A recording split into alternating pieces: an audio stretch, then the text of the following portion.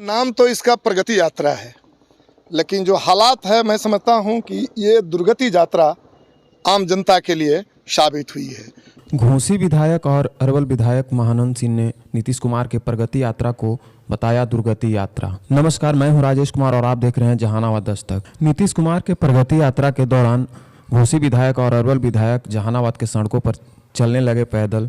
कारण यह था कि नीतीश कुमार के प्रगति यात्रा के दौरान जहानाबाद में आने के कारण छोटी बड़ी सभी गाड़ियां जहानाबाद में प्रवेश वर्जित था। किसी भी गाड़ी को शहर क्षेत्र में नहीं जाने दिया जा रहा था। शहर में आने वाली सारी सड़कें बैरिकेड किया हुआ था, जिससे आम जनमानस को काफ़ी तकलीफ़ों का सामना करना पड़ा। स्टेशन पे जितने भी लोग बाहर से आए वो आप देख सकते हैं कि अपने सामान को लेकर के अपने गांव अपने घरों के लिए पैदल ही जाते दिखे। यही वजह था कि विधायक जी पैदल चलने लगे। जनता को पैदल चलते देख उन्होंने भी फैसला किया कि हम भी पैदल ही जाएंगे, क्योंकि उन्हें समीक्षा बैठक में जाना था। विधायकों को पैदल चलते देख मीडिया ने जब सवाल किया तो उन्होंने प्रगति यात्रा को दुर्गति यात्रा बताते हुए क्या कुछ कहा, आप खुद सुनिए। मतलब आप लोग पैदल जा रहे हैं, क्या कहना चाहते हैं? ये पूरे रोड अरेस्ट और पूरे शहर को अरेस्ट कर लिया गया है। शहर के लोगों को सड़क पर चलने की इजाज़त नहीं है। जब राजा सड़क पर चलेंगे तो जनता को घर में बंद रहना होगा। ये माहौल लोकतंत्र का नहीं है, ये माहौल किसी भी राजशाही का है।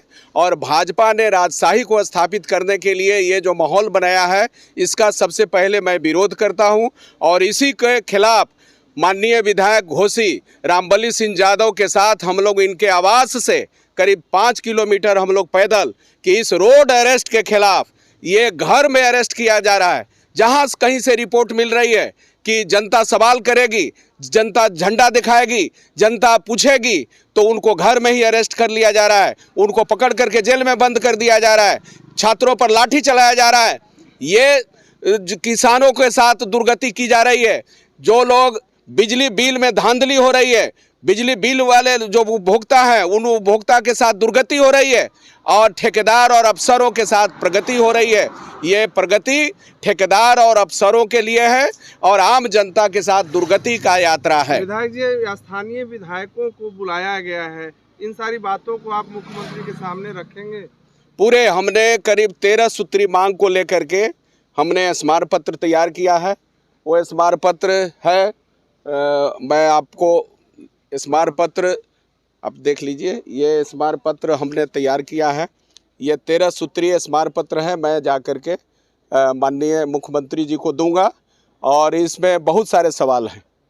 रामबली जी है। नाम तो इसका प्रगति यात्रा है, लेकिन जो हालात है मैं समझता हूं कि ये दुर्गति यात्रा आम जनता के लिए साबित हुई है। पूरे जहानाबाद का ट्रैफिक बंद है, स्कूल बंद है, परीक्षा का टाइमिंग बढ़ा दिया गया, फुटपाथ दुकानदारों को उजाड़ दिया गया, व्यवसायियों का पूरा रोजगार ठप है जिनसे उनके बाल बच्चे चलते हैं। कोर्ट कचहरी और रोजमर्रे के लिए जो काम के लिए आते हैं जहानाबाद, उनका आना मुश्किल है। और तमाम तरह से बैरिकेटिंग लगा करके महान जनता को, आम जनता को अपने ही घरों में कैद कर दिया गया है। पत्रकारों तक को फटकने नहीं दिया जा रहा है। ऐसी स्थिति में ये जो आमंत्रण मुझे मिला है खास करके कार्यक्रमों में, तो मैं कार्यक्रमों का तो बहिष्कार किया, लेकिन समीक्षा बैठक जो रखी गई है, तथाकथित बैठक क्या होगा, लेकिन उसमें हम लोगों ने तय किया कि जब जनता के साथ इस तरह के व्यवहार किया जा रहा है तो हम जनता के साथ खड़ा होते हुए अपने आवास कांको रोड से BSNL ऑफिस के पास से मैं और माननीय अरवल के विधायक महानंद जी हम लोग पैदल चले हैं और पैदल हम माननीय मुख्यमंत्री तक जाएंगे। हम उनको संकेत दे देंगे कि आपका ये जो प्रगति यात्रा है वो दुर्गति यात्रा साबित हुई है। आप जो पदाधिकारियों के चंगुल में हैं, आप जो कुछ छुटभैया लोग हैं जो आपको गलत दिशा में खास करके भारतीय जनता पार्टी ले जाना चाहती है, ये आम जनता की जो दुर्गति है, जनता बदला लेगी। आने वाले दिनों में आपको भी दुर्गति कर देगी। भाई क्यों डरे हुए इतना है आप? सरकार क्यों डर, क्या पूछती जनता? अगर ये बैरिकेड नहीं रहता, जनता आपसे अगर सवाल करती तो क्या सवाल करती? क्या आपके पास जवाब नहीं था?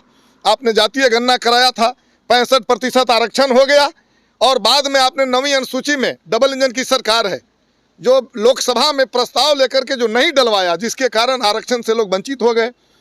बिजली बिल आपने आर्थिक सर्वे कराया था और आप ही ने कहा था कि जो 94.5 लाख परिवार हैं, गरीब हैं, न्याय के साथ विकास की आप बात कर रहे थे, और उनको आपने कहा था 2 लाख रुपया देंगे। ऐसी स्थिति में तमाम गरीबों और किसानों को बिजली बिल माफ़ होना चाहिए था, जबकि बगल के झारखंड में पूरा बिजली बिल माफ़ कर दिया, 200 यूनिट बिजली फ्री कर दिया। ये तमाम जो महिलाएं चंद रुपये पर काम कर रही है, आशा, रसोईया, आंगनबाड़ी, बगल के झारखंड में आम महिलाएं 2500 रुपया पाती हैं मैया सम्मान योजना के तहत। लोग तो यही सवाल करता कि भाई यहाँ बिजली बिल क्यों नहीं आप माफ़ करेंगे, आप जो है फ्री बिजली 200 यूनिट क्यों नहीं, यही तो सवाल करता। मंत्री पत्रकारों से भी क्यों नहीं बात कर रहे हैं? यही तो सवाल है कि लोकतंत्र, हम कह रहे हैं कि वो जिनके साथ है, खास करके वो भाजपा के चंगुल में है। भाजपा तो खुद लोकतंत्र के विरोधी है, संविधान का विरोधी है, और संसद में सब लोगों ने बयान सुना, गाली दिया लोगों ने, कहा कि अंबेडकर एक फैशन बन गया है। ये अभी कुंभ के मेले में अलग से एक संविधान का प्रस्ताव लिया गया। संविधान को जो नहीं मानता हो लोकतंत्र को मानेगा, और उसके साथ रह करके नीतीश कुमार जी बिहार को विकास के रास्ते पर ले जाएंगे, ये संभव नहीं हो सकता। इसलिए मैं समझता हूँ कि हमारे जो संविधान का, लोकतंत्र का जो चौथा स्तंभ है, उससे इन्होंने दूरी बनाया। मैं चाहता हूँ कि पत्रकार लोगों को भी इस पर सोचना चाहिए, अपनी रक्षा के लिए आगे आना चाहिए। मतलब डर की वजह से लॉकडाउन लगा दिया गया है। मैं कह रहा हूँ कि बिल्कुल डर है, उनके पास जवाब नहीं है। जो दुर्गति हुई, आप न्याय के साथ विकास कर रहे थे और हुआ है अन्याय, अन्याय हुआ है। आपका खुद आप आर्थिक सर्वे में कह रहे हैं कि 34% परिवार 6000 से भी कम महीना पर जिंदा है, 64-65% परिवार 10,000 से कम महीना पर जिंदा है। क्या है आपने प्रगति कराया? आपने कुछ रोड बनाया, कुछ रोड बनाना चाहते हैं, और उसमें जो है आप टोल टैक्स लगा करके भाड़ा कमाएंगे, यही आपकी विकास है ना। आम जनता को तो उस रोड पर चलने की अब क्षमता नहीं बची है। तो हम यही कहना चाहते हैं कि सरकार डरी हुई है, लेकिन ये डरी हुई सरकार बिहार को अब आगे नहीं ले जा सकती। इसलिए जिन जनता को कैद किया गया है, वो महान जनता से हम कहेंगे कि अब आप आइए और इस बिहार को आगे ले जाने के लिए आप संकल्प लीजिए।